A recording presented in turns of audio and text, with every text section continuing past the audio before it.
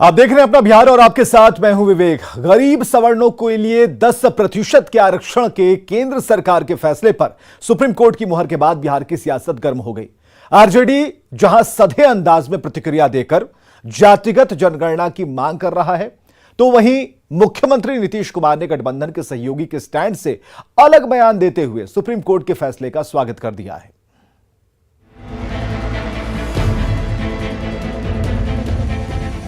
आर्थिक आरक्षण पर सीएम नीतीश कुमार ने अपने गठबंधन के सहयोगी आरजेडी के स्टैंड से उलट बयान दिया है।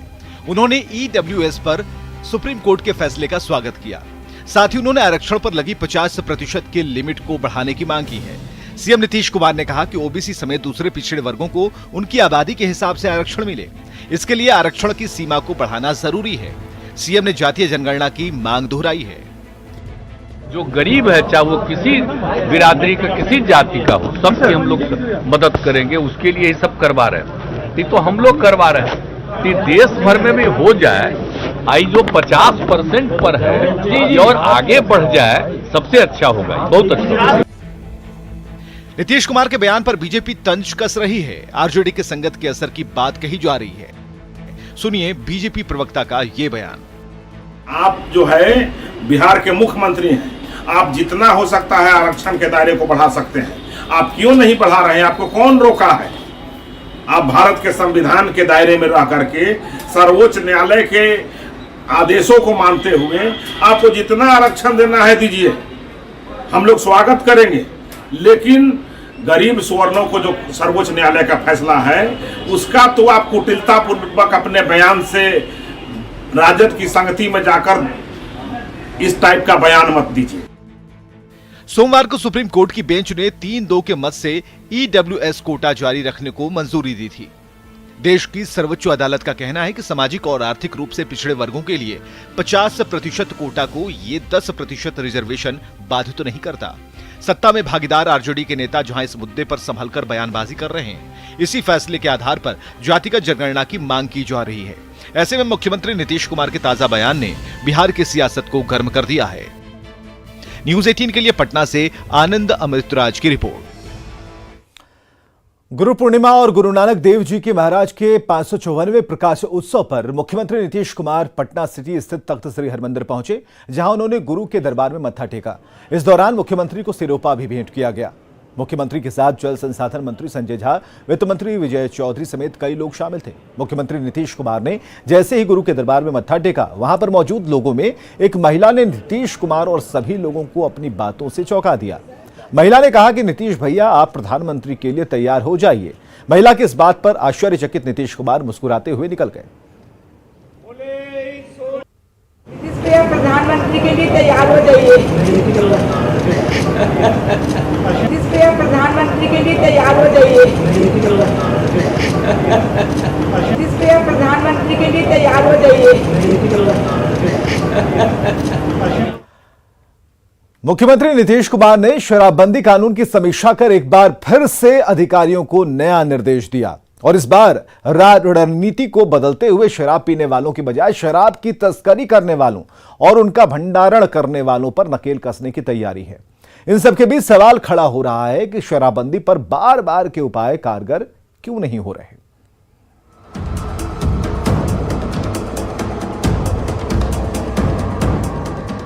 बिहार में शराबबंदी कानून को लागू हुए करीब 6.5 साल का वक्त हो गया। इसे सफल बनाने के लिए मोटर वोट लगाए गए, ड्रोन कैमरे तैनात किए गए, सख्त कानून के जरिए उम्र कैद का डर भी दिखाया गया, भारी भरकम जुर्माने का खौफ भी पैदा किया गया। सारी सरकारी मशीनरी को शराबबंदी को सफल बनाने में झोंक दिया गया, लेकिन शराबबंदी की रेल अब भी बिहार की पटरी से डीरेल ही दिख रही है। तभी मुख्यमंत्री नीतीश कुमार को फिर से अधिकारियों को नया निर्देश जारी करना पड़ा है। माननीय मुख्यमंत्री जी ने निर्देश दिया कि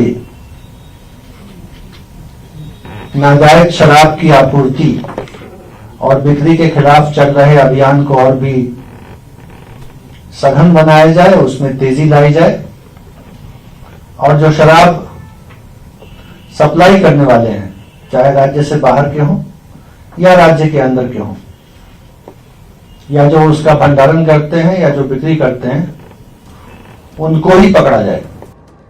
मुख्यमंत्री ने बेहद सख्त निर्देश दिए हैं। शराबियों को पकड़ने की बजाय शराब तस्करों पर नकेल कसें। उत्पाद विभाग और पुलिस शराब की तस्करी पर रोक लगाएं। शराब के भंडारण और बिक्री करने वालों के खिलाफ कार्रवाई तेज हो। शराब पीने वालों पर भी कार्रवाई होगी, लेकिन सप्लाई लाइन को बंद करना होगा।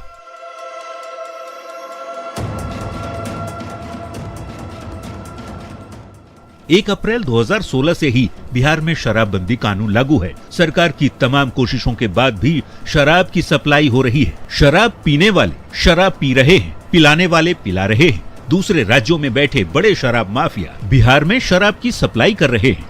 ऐसे में समझने वाली बात यह है कि यदि शराबबंदी कानून को कोई पलीता लगा रहा है तो वो हैं शराब पीने वाले, शराब पिलाने वाले और शराब की तस्करी करने वाले। सरकार सख्ती से शराबबंदी कानून लागू कराना चाहती है। शराब पीने वालों, पिलाने वालों और इसकी तस्करी करने वालों को पकड़ा भी जा रहा है। कोर्ट में मामलों की पेंडिंग की बाढ़ सी आ चुकी है। चौतरफा दबाव में सरकार शराबबंदी कानून में संशोधन भी करती रही है।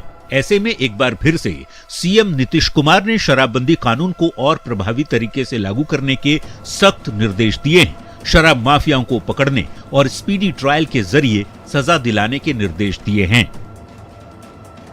न्यूज 18 के लिए पटना से संजय कुमार और शैलेंद्र कुमार की रिपोर्ट। बिहार में शराबबंदी पर सियासत लगातार जारी है। मुख्यमंत्री नीतीश कुमार के ताजा निर्देशों पर तमाम पार्टी के नेता क्या सुझाव दे रहे हैं, क्या कह रहे हैं, देखिए। नीतीश कुमार जी शराबबंदी की समीक्षा कर रहे हैं और ये पहली बार नहीं, बार बार समीक्षा कर रहे हैं और अब कह रहे हैं कि शराब पीने वाले से अब शराब बेचने वालों को पकड़ना चाहिए। माननीय नीतीश जी, शराब बेचने वालों को पकड़ेगा कौन? जो शासन प्रशासन के लोग शराब बिचवाने का काम कर रहे हैं, शराब बेचने वालों के बीच लेन देन का कारोबार कर रहे हैं, वो शराब पकड़ेंगे। कल मुख्यमंत्री नीतीश कुमार जी शराबबंदी पर समीक्षा बैठक कर रहे थे और जब वे कल शराबबंदी पर समीक्षा बैठक कर रहे थे तो कैमूर में उद्योग विभाग के महाप्रबंधक शराब के नशे में पकड़ाए गए। गया के एसएसपी शराबबंदी पर शराब के मामले में अभी तक फरार हैं, उन पे वारंट जारी है। नीतीश कुमार जी, आपने पहले भी कई बार समीक्षा बैठक किया है, लेकिन आज तक बिहार में माननीय मुख्यमंत्री श्री नीतीश कुमार जी कल शराबबंदी को लेकर के उन्होंने उच्च स्तरीय बैठक किया और बैठक के उपरांत ये निर्णय लिया गया कि शराब पीने वाले की अपेक्षा जो शराब के कारोबारी है, सप्लायर है, तस्कर है, उनके ऊपर प्राथमिकता से कार्रवाई की जाए ताकि जो शराबबंदी का निर्णय है सरकार का वो पूरी तरह से लागू हो सके। हम लोगों ने देखा है कि माननीय मुख्यमंत्री नीतीश कुमार जी समय समय पर वो समीक्षा बैठक करके जो एप्रोप्रिएट डायरेक्शन होना चाहिए वो अधिकारियों को देते रहे हैं और उस दिशा में वो काम होता रहा है। बिहार में शराबबंदी कानून सख्ती से लागू है और सरकार ने निर्णय लिया है कि पीने वाले से ज्यादा जो आपूर्ति करता है, जो शराब आपूर्ति करने में मशगूल है, ऐसे लोगों पर कठोर कार्रवाई सुनिश्चित की जानी चाहिए और तभी 100% शराबबंदी कानून सफल होगा। और अगली खबर है बगहा से, जहां के रामनगर के दुर्गानगर के अवैध नर्सिंग होम में रखे गए मरीजों को संचालक और उसके गुर्गों ने परिजनों के सहयोग से रातों रात हटा दिया। अस्पताल में गंभीर ऑपरेशन के 11 मरीजों को रखा गया था, जिसमें ऑपरेशन कर गर्भाशय निकाली गई 7 महिलाएं शामिल हैं। आज सुबह जब पीएससी प्रभारी और हेल्थ मैनेजर के नेतृत्व में स्वास्थ्य विभाग की टीम पहुंची तो एक भी मरीज नहीं मिला। हालांकि पीएससी की तरफ से तैनात सुरक्षा गार्ड ड्यूटी पर जरूर मिले। अस्पताल में कल छापेमारी हुई थी, जिसमें दुर्गानगर में चल रहे नर्सिंग होम में 11 मरीज मिले थे। इनमें 7 ऐसी महिलाएं थीं जिनका गर्भाशय निकाला गया था।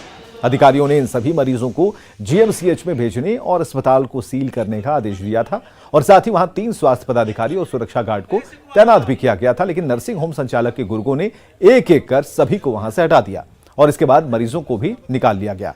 अब जब मरीजों को नर्सिंग होम से निकाले जाने का पता चला तब प्रशासन हरकत में आया और एसडीएम पहुंचे। सबसे पहले खबर बगहा के रामनगर से हमने आपको बताई, जहां कम उम्र में महिलाओं की बच्चेदानी का ऑपरेशन करने वाले फर्जी अस्पतालों के खिलाफ कार्रवाई पर सवाल खड़े होने लगे हैं।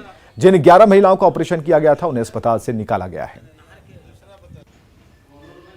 जहाँ भी चूक हुआ है, लापरवाही बरती गई है, जांच होगी और जिसकी भी जिम्मेवारी तय होगी उसमें जरूर कार्रवाई होगी। चूक तो हुई है तभी मरीज प्रक्रिया है कि यहाँ से डीएमसीएच भेजना है, सही और उसको सील करना है उसके बाद, तो ये हुआ नहीं। इतना मौका दिया गया उन लोगों को, तब न वो लोग कहीं ये सील कर हुआ है, गए। देरी हुई है सील करने में, जी, और जी। मरीजों को अपने हिरासत में लेके अपने पीएचसी में और तुरंत अपने निगरानी में करना था। उसमें चलिए तस्वीरों की नजर से जरा देखिए पहली और कल की जो तस्वीर थी वो क्या कहती है, जिसमें नर्सिंग होम में मरीज दिखते हैं। तस्वीरें हम आपके सामने रखने जा रहे हैं, और जो मरीज इस अस्पताल में हैं, नर्सिंग होम में हैं, वहां पर 11 मरीज लेटे हुए हैं। दूसरी तस्वीर आज की है जिसमें सभी मरीज वहां से हटा लिए गए हैं। दो तस्वीरें इस सच्चाई को बयां कर रहे हैं कि अस्पताल से मरीजों को कैसे निकाल लिया गया और सील करने में इतनी देर क्यों हुई। तो ये तस्वीरें 7 नवंबर की पहली तस्वीर और 8 नवंबर की दूसरी तस्वीर है।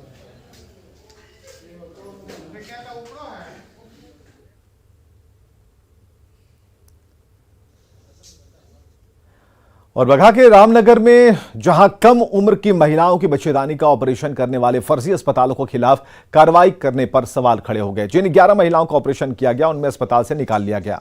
तो अस्पताल से मरीज कैसे निकाले गए, मरीजों को क्यों नहीं शिफ्ट किया गया, सवाल यह है कि शिफ्ट उन्हें क्यों नहीं किया गया, और बड़ी लापरवाही अगर हुई तो जिम्मेदारी किसकी है, इसके पीछे किनका हाथ है।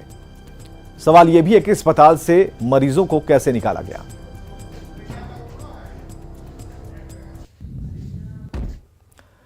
तो बिहार के बदहाल स्वास्थ्य व्यवस्था की एक और तस्वीर हम आपको दिखाने जा रहे हैं। हाजीपुर से यह तस्वीर है जहां सदर अस्पताल से रेफर एक महिला मरीज को एम्बुलेंस नहीं मिला। एक बेटा अपने बीमार मां को कंधे पर लेकर सड़कों पर घंटों भटकता रहा। बेबसी और लाचारी की तस्वीरें हाजीपुर सदर अस्पताल की हैं। बताया जा रहा है कि शहर के जौहरी बाजार से एक बुजुर्ग मां को इलाज के लिए रविवार की शाम करीब 4 बजे उसका बेटा सदर अस्पताल लेकर पहुंचा। बुजुर्ग महिला की गंभीर हालत को देखते हुए डॉक्टरों ने पीएमसीएच रेफर किया, लेकिन रात के करीब 11 बजे सदर अस्पताल प्रबंधन की तरफ से महिला मरीज को एम्बुलेंस मुहैया नहीं कराया गया और पीएमसीएच ले जाने के लिए निजी गाड़ी की तलाश में एक लाचार बेटा बीमार मां को कंधे पर लादे शहर की सड़कों पर भटकता रहा। हालांकि अब अस्पताल अधीक्षक पूरे मामले की जांच की बात कह रहे हैं। और ले जा रहे हैं तो ठीक नहीं हुआ है सदर अस्पताल में पटना। अब बोला गया कि लेके जाइए। एम्बुलेंस नहीं दिया गया, एम्बुलेंस नहीं मिला। क्या एम्बुलेंस नहीं मिला अस्पताल की तरफ से? हाँ नहीं मिला। क्या बोला? नहीं ऐसा बात नहीं, एम्बुलेंस हमेशा यहाँ लगा रहता है। तो हम इसको अब हम रात के करीब 11 बज रहे हैं, हम जा रहे हैं इमरजेंसी में ही, और इस तरह कुछ बात होगा तो फिर कार्रवाई होगी। पहले भी कार्रवाई हो चुकी है। आज इमरजेंसी के लिए सर अस्पताल में एम्बुलेंस उपलब्ध है, तब भी स्वास्थ्य कर्मचारी द्वारा एम्बुलेंस नहीं दिया जा रहा है सर, ऐसे बदनामी हो रही है। हमेशा उपलब्ध रहता है, पता नहीं क्या हुई, उसकी जानकारी लेने जा रहे हैं। मुजफ्फरपुर आई हॉस्पिटल में बड़ी लापरवाही के मामले में 1 साल बाद पुलिस ने इसमें शामिल सभी आरोपियों के खिलाफ चार्जशीट दाखिल कर दी है। पुलिस ने इस मामले में मुजफ्फरपुर के चर्चित आई हॉस्पिटल के प्रबंधक दीपक कुमार, सचिव दिलीप जालान, बबीता कुमारी और बिट्टू को आरोपी बनाया है। घटना के बाद से सभी आरोपी फरार हैं। और आपको बताएं कि अस्पताल में मोतियाबिंद के ऑपरेशन के लिए कैंप का आयोजन लगाया गया था, जिसमें 12 से अधिक मरीजों की आंखों की रोशनी चली गई थी। तो आई हॉस्पिटल ब्रह्मपुरा में उस मामले में पुलिस ने इन्वेस्टिगेशन पूरा करके चार्जशीट कर दी है। इसमें 5 लोगों के ऊपर चार्जशीट की गई है, अनुसंधान को समाप्त किया गया है। बेगूसराय से खबर, जहां एक बार फिर डॉक्टर की लापरवाही के कारण प्रसव के दौरान एक महिला सिपाही की मौत हो गई और इसके बाद परिजनों में कोहराम मच गया। घटना जिले के एक निजी अस्पताल की है। मृत महिला सिपाही पटना जिले के भेटा गांव की रहने वाली थी। बताया जा रहा है कि महिला को प्रसव पीड़ा के बाद थाने के लखमेनिया स्थित एक निजी अस्पताल में भर्ती कराया गया, जहां बच्चे के जन्म लेते ही ज्यादा ब्लीडिंग होने लगी और हालत बिगड़ने पर महिला डॉक्टर ने उसे बेगूसराय रेफर कर दिया, जहां इलाज के दौरान उसकी मौत हो गई। मेरी बहन डिलीवरी करने वाली थी। यहाँ से बलिया सुनीता डॉक्टर यहाँ गई थी। सुनीता डॉक्टर उनसे लापरवाही हुई है, बहुत पूरी तरह लापरवाही हुई है। अगर बच्चा नहीं होता तो उसको ऑपरेशन करना चाहिए, या ज़बरदस्ती बच्चा को मार देना चाहिए, या बच्चा माँ को मार देना चाहिए। उसको ब्लड काट दिया, जहाँ से बच्चा होता है उसको वहाँ पे काट दिया। बहुत ब्लड निकला, पानी की तरह ब्लड निकला, शरीर में ब्लड ही नहीं था। दरभंगा से बड़ी खबर, जहां शिक्षा विभाग के कार्यालय में चोरी की बड़ी घटना सामने आई है। चोरी के पीछे बड़ी साजिश भी बताई जा रही आशंका जताई जा रही है क्योंकि पिछले दिनों शिक्षा विभाग के डिप्टी डायरेक्टर विभा कुमारी के कई ठिकानों पर आर्थिक अपराध इकाई की टीम ने छापेमारी कर आय से अधिक अकूत संपत्ति जमा करने का खुलासा किया था और विभाग कुमारी कुछ महीने पहले तक दरभंगा में भी जिला शिक्षा पदाधिकारी के पद पर कार्यरत थीं। ऐसे में ईओयू की छापेमारी के बाद शिक्षा विभाग के ऑफिस में कंप्यूटर और कुछ महत्वपूर्ण फाइल्स की चोरी को बड़े घोटाले पर पर्दा डालने की साजिश के तौर पर देखा जा रहा है क्योंकि साल 2003 से लेकर अब तक 84 करोड़ का लेखा जोखा इसी गायब हुए कंप्यूटर में था, जिसके शक और भी गहरा होता है। चोर इतने शातिर थे कि वारदात के दौरान उन्होंने ग्लव्स का इस्तेमाल किया था ताकि अपराध का कोई भी निशान ना छूटे। देखा है जो कि खिड़की में हुआ है और भी एक दो रॉड को डिस्टर्ब करके हमारा कंप्यूटर सिस्टम और इन्वर्टर और कुछ कागजात नहीं मिल रहे हैं। 84 करोड़ की उपयोगिता लंबित है, तो उसी को हम लोग वो मंगवा के स्कूल से उसको भेजने का काम सिंगल ये लेखा जोखा उसी कंप्यूटर में था या इसके अलावा और भी सिस्टम में? एक सिस्टम और वो खराब है। दरभंगा के शिक्षा विभाग के कार्यालय पर चोरी हुई है और ये चोरी सामान्य नहीं है, इसलिए हम कह रहे हैं कि अभी हम आपको दिखाएंगे कि दरभंगा के कार्यालय जिला शिक्षा पदाधिकारी योजना एवं लेखा संभाग का ये विभाग था, जिसमें स्कूलों से जो योजना पास होती थी, छात्रवृत्ति हो या अन्य योजना हो, उसका लेखा जोखा यहाँ रखा जाता था। जो हमें बताया गया है अधिकारियों के द्वारा, उसमें जो कंप्यूटर यहाँ से ले जाया गया है उसमें लगभग 2003 से लेकर अब तक का लगभग 84 करोड़ की राशि का लेखा जोखा था। आप देख सकते हैं कि जो यहाँ पर सिस्टम था, यहाँ से सिस्टम गायब है। एक बात और आपको बता दें कि अभी आर्थिक इकाई के द्वारा पटना में छापेमारी चल रही है और वो छापेमारी यहाँ के जिला शिक्षा पदाधिकारी रहे विभा कुमार के यहाँ किया जा रहा है। अभी वे पटना में निर्देशक के पद पर हैं और वहाँ पर कार्यरत हैं और जो छापेमारी की गई है उसमें अटूट संपत्ति जो है उनके द्वारा मिला है आर्थिक अपराध इकाई को। लेकिन हम आपको दिखा रहे हैं कि यहाँ पर उससे क्यों जोड़ा जा रहा है, चूँकि ये यहाँ 1 साल के कार्यकाल में यहाँ पर रही थी, जिसमें यहाँ भी नौकरी में नियुक्ति जो शिक्षक की गई थी उस पर भी उन पर आरोप है धांधली का। तो सारा ये यहाँ पर जो चूँकि कंप्यूटर के साथ साथ यहाँ से कुछ फाइल भी गायब हुआ है, जो फाइल महत्वपूर्ण फाइल बताए जा रहे हैं। चूँकि अधिकारी अभी खुल के नहीं बोल रहे हैं कि कौन से फाइल यहाँ से चोरी की गई है, लेकिन जो फाइलें ले जाया गया है वो महत्वपूर्ण बताया जा रहा है। शक इसलिए भी गहरा होता जा रहा है कि इस चोरी को कि ये संयोग नहीं प्रयोग हो सकता है, क्योंकि चोर जो आए थे पूरी तैयारी के साथ आए थे, साथ में ग्लव्स लाए थे और ग्लव्स पहनकर उन्होंने यहाँ चोरी की घटना को अंजाम दिया और ग्लव्स को यहाँ छोड़कर चले गए। तो देखा जाए, अब जब पुलिस आई है और जांच जारी है तो देखना है कि ये जो लिंक है वो विभा कुमारी तक जाके जुड़ता है या नहीं। विपिन कुमार, न्यूज़ 18 दरभंगा। जमुई के एक आभूषण कारोबारी 6 दिन से लापता हैं। परिजन खोजबीन कर थक चुके हैं। लापता कारोबारी चंद्रभूषण प्रसाद महाराजगंज इलाके के रहने वाले और घर वालों के मुताबिक 6 दिन पहले वो वाराणसी गए थे, इसके बाद से लापता हैं। आभूषण कारोबारी की पत्नी ने एसपी से मिलकर 3 लोगों के खिलाफ जबरन पैसा मांगने का आरोप लगाया है। आरोप यह भी है कि लोग उसके पति द्वारा करोड़ों रुपए के कर्ज लेने की बात कह रहे हैं और पैसा लौटाने के लिए दबाव बना रहे हैं। पत्नी की शिकायत पर पुलिस पूरे मामले की जांच में जुट गई है। सिंह है बाईपास मल्लेपुर, एक है गुड्डू साहब बदबन तालाब, ठीक है, एक है लालटू, वो भी उधर का ही है बाईपास का। ये लोग हमको बहुत धमकी दिया गया है, ठीक है ना, कि पहले तो वो डिमांड किया कि 5 करोड़ रुपया तुम्हारे हस्बैंड हम लोग से लिए हैं, ठीक है ना, 5 करोड़ रुपया लिए, कोई बोलता है 3 करोड़ रुपया लिया है, तो बोलता है 10 करोड़ रुपया लिया है। तो इस तरह से मिला के हो जाता है 25 करोड़, ठीक है ना। जिस आदमी के पास 25 करोड़ रुपया हो उस आदमी का होलसेलिंग चलेगा या नहीं चलेगा। संबंध में उनकी पत्नी ने हम लोग के समक्ष आवेदन दिया है कि चूंकि वो इस पूरे प्रकरण लेन देन के मामले से अनभिज्ञ थी, उनको जानकारी नहीं है, तो उनका ऐसा कहना है कि यहाँ के व्यापारी लोग उन पर दबाव नहीं बनाए। अब हम लोग मामले की तफ्तीश कर रहे हैं कि किस कारण से यह घटना घटित हुई और बनारस से लापता हुए। तो बनारस पुलिस भी इस पर काम कर रही है, हम लोग उनको सहयोग करेंगे और हम लोग भी अपने स्तर से इसमें छानबीन कर रहे हैं। कैमूर में पुलिस ने सेक्स रैकेट का खुलासा किया है। मोहनिया थाना क्षेत्र में एक होटल में छापेमारी कर पुलिस ने 5 लड़कियों और 5 युवकों को हिरासत में लिया है।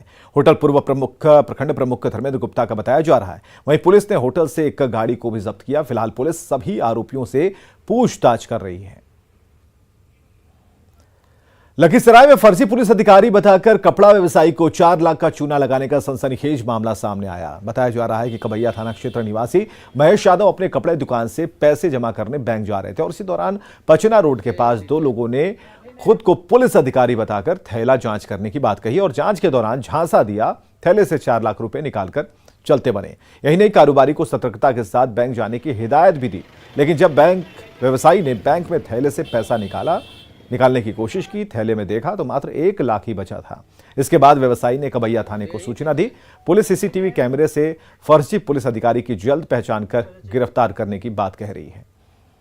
बैंक ITI बैंक जा रहे थे तो रास्ते में पीछे तो टोटी साहब बुला रहे थे, तो उसके पास गए तो हमको बोला कि हमको सादे लिबास में कि हम पुलिस विभाग के अच्छी ID कार्ड है, हमको जांच करने के लिए कहा है, तो हम आपको जांच करेंगे, आप तो गलत आदमी तो नहीं है, तो इसीलिए हमको परेशानी उठा। इस मामले में हम लोगों ने FIR दर्ज कर लिया है और दर्ज करने के बाद CCTV फुटेज हम लोगों ने देख रहे हैं मार्केट एरिया के, और वादी से बातचीत हो रही है। बाकी हमारी टीम इस पर लगी हुई है, इस पर जल्द उद्भेदन करते हुए कार्रवाई की जाएगी। बिहार में विधानसभा की 2 सीटों पर हुए उपचुनाव में पक्ष और विपक्ष दोनों का पलड़ा बराबर रहा, यानी जिसके बाद जो सीटें थी उस पर उसका कब्जा रहा। ऐसे में गोपालगंज सीट बीजेपी के खाते में जाने पर अल्पसंख्यक कल्याण मंत्री जमा खान ने बड़ी बात कही है। कैमूर में मंत्री जमा खान ने कहा कि ओवर कॉन्फिडेंस की वजह से गोपालगंज सीट हम नहीं जीत सके। जमा खान के मुताबिक महागठबंधन के कार्यकर्ता ओवर कॉन्फिडेंस में थे। उन्हें लग रहा था कि बदले सियासी समीकरण में मोकामा और गोपालगंज दोनों सीटों पर महागठबंधन का परचम लहराएगा और यही वजह है कि हम गोपालगंज सीट हार गए। चुनाव में हम लोग बहुत दिमाग में यही नहीं था कि कुछ ऐसा वहाँ आप भी जानते हैं जो बीजेपी के लोग हैं ऐसा कर दिए थे, लोग का नाम बना दिए थे, इससे नुकसान होना था। लेकिन हम लोगों ने तो लगाया, काम भी किया। लेकिन कहीं ना कहीं मैं क्या करता हूँ, चुप थी, थोड़ी बहुत चुप थी, जो ओवर कॉन्फिडेंस से पड़ गए लोग। आगे देखिए जोहार झारखंड।